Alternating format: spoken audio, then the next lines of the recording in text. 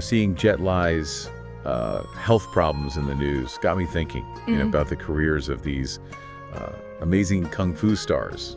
Yeah. It's such a demanding profession. Sometimes those later years aren't so glamorous. Right. It makes you wonder about their journeys.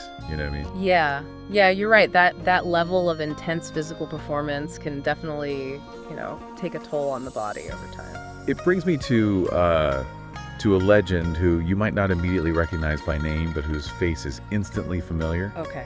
Gordon Liu. He's been in so many iconic films. Maybe you remember him as the villainous King Jinlun in The Return of the Condor Heroes. Sure. Or perhaps as the hilarious scholar and flirting scholar. Yeah. And who could forget his intense presence in Sui Ark's Flying Daggers of Dragon Gate. Right. In this deep dive, we're going to trace Gordon Liu's incredible career from his early days as a martial arts star to his later work in television. Cool. For you, what do you think is the most interesting aspect of his journey? What fascinates me about Gordon Liu is how his career mirrors the evolution of Hong Kong cinema itself. He started in those classic kung fu films and transitioned seamlessly into television as the industry landscape shifted. Yeah, it's like he's a living, breathing timeline of Hong Kong entertainment. Yeah. It makes you want to rewind to the beginning and see how it all started. Right. Yeah. His first film role was in 1973 with Dead Man, a film financed by his brother Lau Kar-leung, who was also a renowned martial artist and director. Okay. It's fascinating how family connections played such a crucial role in the Hong Kong film industry back then. Absolutely. And it's interesting to note that Dead Man, despite having stars like Lin Lin and Shin Pei, didn't perform well at the box office. Yeah, it seems like even with talent and the right connections, success in the film world is never a sure thing. Yeah. What happened after that? After Dead Man, Gordon Liu spent about 3 years in Taiwan working with the legendary Chang Cheh's Longbow Film Company. But instead of major roles, he primarily worked as a stuntman and martial arts instructor. So he was behind the scenes honing his craft. Yeah. Was this a common path for aspiring actors in Hong Kong cinema? It wasn't uncommon during that period. Chang Cheh was really focused on stars like David Chang and T. Lung. Okay. Even though Gordon Liu was working with a top director, the timing wasn't right for him to be in the spotlight. It was a period of learning and waiting for his opportunity. And it seems that opportunity came knocking when he returned to Hong Kong in 1976. Yeah. He landed a second lead role in another film directed by his brother, Liu Ka-choi and Wong Fei-hung. Wow. I'm sensing a pattern here with the brotherly collaborations. Right. But even with that family support, it seems like success was still elusive. That's right. The second film with his brother also failed to gain significant traction. But maybe those early setbacks played a role in shaping his approach to what came next, because in 1978, everything changed with 36 Chambers of Shaolin. Okay, now this is where it gets really intriguing. Tell me more about this pivotal moment in his career. Yeah. In 36 Chambers of Shaolin, Gordon Liu plays the iconic bald Master Sandy. Yeah. The film exploded onto the scene and quickly became one of Hong Kong's top-grossing films that year. His performance, especially that intense training sequence, captivated audiences worldwide. It's amazing how a single role can completely transform a career. Yeah. What do you think it was about this specific performance that resonated so deeply with people? It's hard to pinpoint one single factor on one hand. The film itself is brilliantly executed. The story, the action choreography, the themes of perseverance and discipline, it all came together perfectly. But Gordon Liu's portrayal of Master Sanday was also crucial.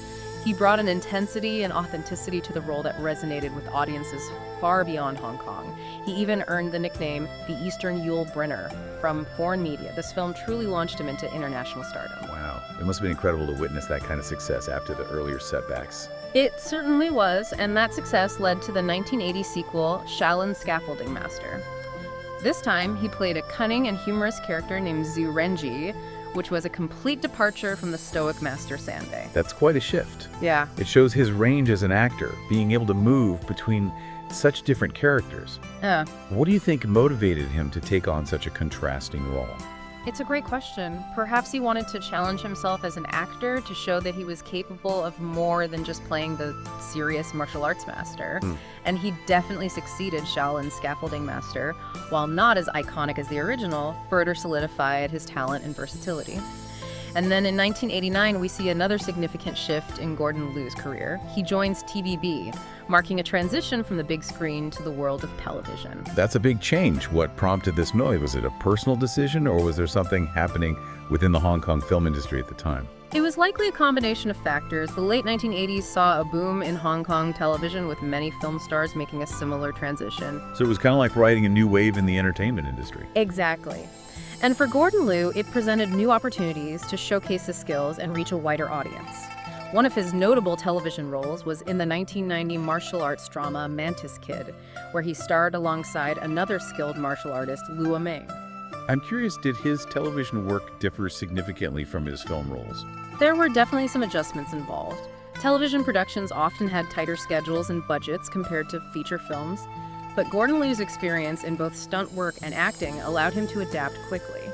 He brought the same intensity and dedication to his television roles, further solidifying his presence in the industry. He wasn't just a kung fu star, he was a true performer. And it seems he kept embracing these new challenges and opportunities. I remember him as a formidable scholar in the 1993 Stephen Chow comedy Flirting Scholar, with that unforgettable fight scene. Oh, absolutely. That scene is pure comedic gold. It perfectly showcases his versatility as an actor. He could be intense and serious in one moment and then deliver these hilariously over-the-top fight sequences in another. It's a testament to his range and ability to adapt to different genres and styles of filmmaking. Then in 1994, he takes on the role of the villainous Governor Lai in Drunken Master 3, acting alongside Andy Lau, Adam Chang, and Michelle Race. What an impressive cast. It seems like he could play the hero, the comedic foil, the villain, all with incredible intensity and presence. You hit the nail on the head. That's precisely what makes him such a captivating actor. And it's fascinating to compare his career trajectory to that of another Shaw Brothers star, Wang Yu. You've piqued my interest. Yeah. What's the connection between Gordon Liu and Wang Yu? Both were leading men in their prime, carrying the weight of those classic kung fu films on their shoulders. But as the industry changed, their prominence faded somewhat. They began to take on more supporting or even villainous roles. So they transitioned from being the central heroes to becoming these essential character actors, adding depth and complexity to the films they were in. Exactly. And it's a testament to their talent and adaptability.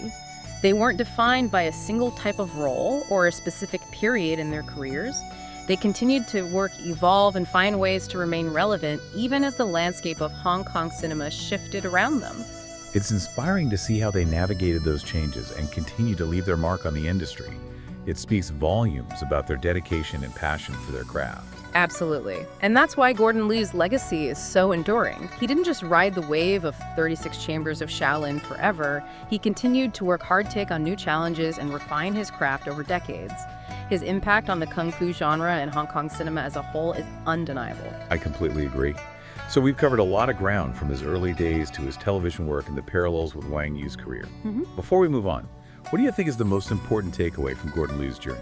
Yeah, it really is an impressive career, so much to learn from. Yeah. But what does this all mean for our listener? Like, why should Gordon Liu's journey matter to someone who might not be a die-hard kung fu film fan? That's where it gets really interesting. You know, on a broader level, his story speaks to the power of resilience and adaptability. Here's a man who dedicated his life to a very specific craft, a genre that went through massive changes over the decades, and yet he remained relevant. He remained a force to be reckoned with. He almost embodies the spirit of Hong Kong cinema itself, constantly evolving, always finding new ways to entertain and captivate audiences. Exactly. And that's a lesson that transcends the world of film. You know, the world is changing at an incredible pace. Industries are shifting, technologies are emerging. The ability to adapt, to learn new skills, to embrace new challenges, that's what will set you apart. It's a powerful message. So as we wrap up our deep dive into Gordon Liu's legacy, I want to leave our listener with this thought. Yeah. Go watch his films. Yeah. I know there are a lot. But seriously, explore his filmography. You'll see his evolution as an actor. You'll experience the magic of those classic kung fu films. And you'll gain a deeper appreciation for this incredible artist who dedicated his life to entertaining us. And who knows, you might even be inspired to take on a new challenge yourself. Maybe you've always wanted to learn martial arts. Or perhaps there's a skill you've been putting off. Gordon Liu's story reminds us that it's never too late to pursue your passions and embrace new adventures. Beautifully said. This has been a fascinating deep dive. I have a feeling I'll be spending the rest of the week watching Gordon Liu films. Thanks for joining us on this journey. The pleasure was all mine. It's always a joy to celebrate the legacy of these incredible artists.